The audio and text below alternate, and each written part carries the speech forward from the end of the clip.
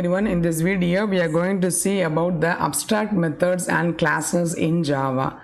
So as the name implies, the abstract methods or classes do not have any detailed description of the information. Only the names are mentioned. So here an abstract class may have static fields and static method. That means we can define the static members as static methods in an abstract class. It is a restricted class that cannot be used to create the objects. That means we cannot create an object for these abstract classes. Normally, when we define any class, we can create an object for the class. But a special case is that for the abstract classes, we cannot create an object. To access it, it must be inherited from another class. Suppose if we wanted to access those data, we have to use the inheritance concept. That means we have to create another class from one class from another class, and from there only we can access these abstract class elements. So example of an abstract class is given here. Abstract is the keyword used. So abstract class animal. Here animal is the class name, and here we can see this abstract class may have a normal method as well as the abstract method.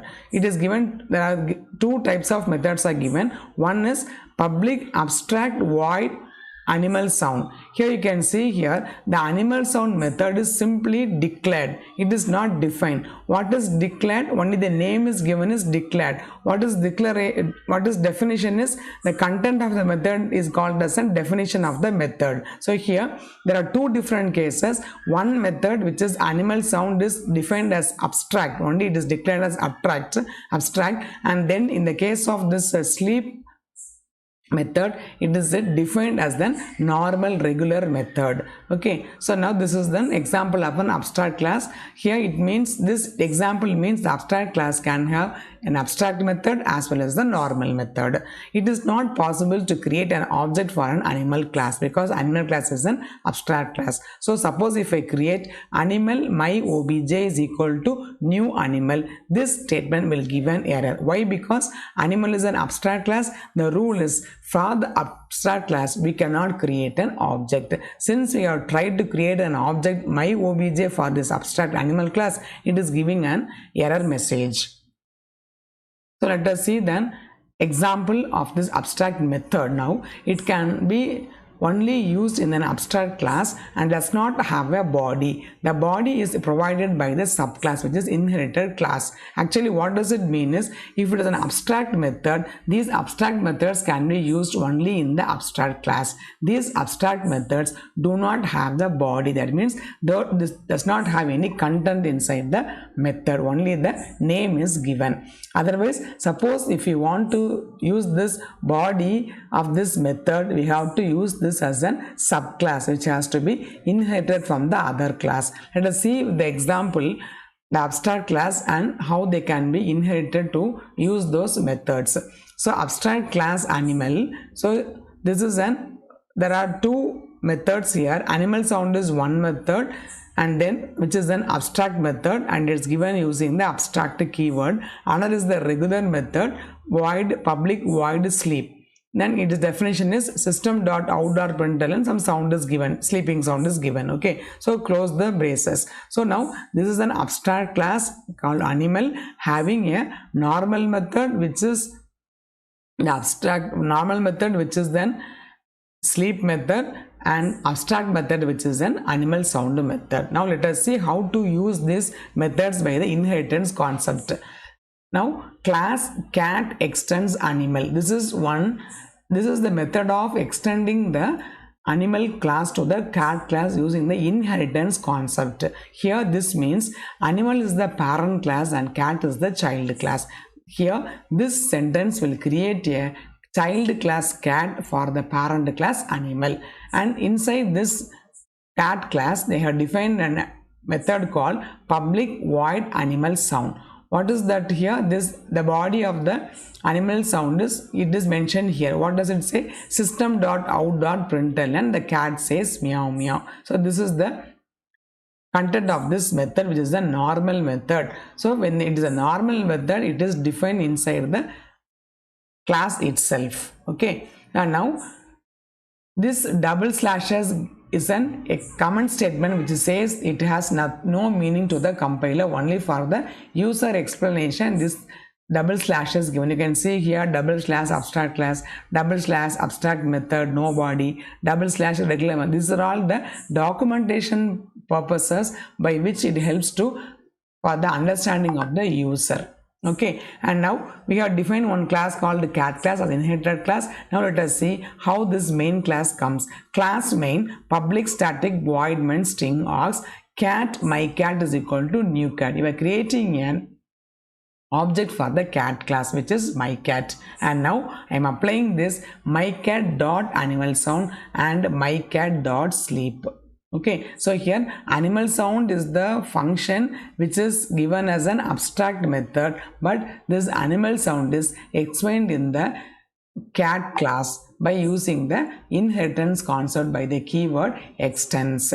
And my cat dot sleep, sleep is already described here, and the animal sound which is described using the extension class which is the inherited class. Now once you define this way the abstract class and the inherited class for the abstract class, then we can use this methods in the class using the normal object creation. If it is an abstract class, we cannot create an object for the class. Now here it is, and cat is the normal class. We can use this class to create an object my cat. Okay, now let us see with another example which is then system defined class, which is an abstract class example using the graphic object. So graphic object is a class where we can have the rectangle, line, bezier and the circle. These are all the subclasses for this main class. Now let us see the code for this abstract class.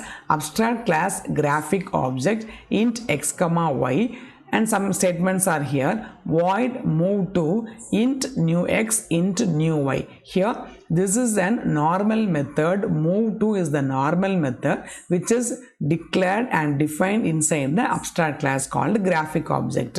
And then we also few more abstract classes for the abstract class, which is the abstract void draw, abstract void resize. So here draw and resize are the abstract method which is just declared. Abstract class are just declared and they will not be expanded or defined. So that is the concept of this abstract class.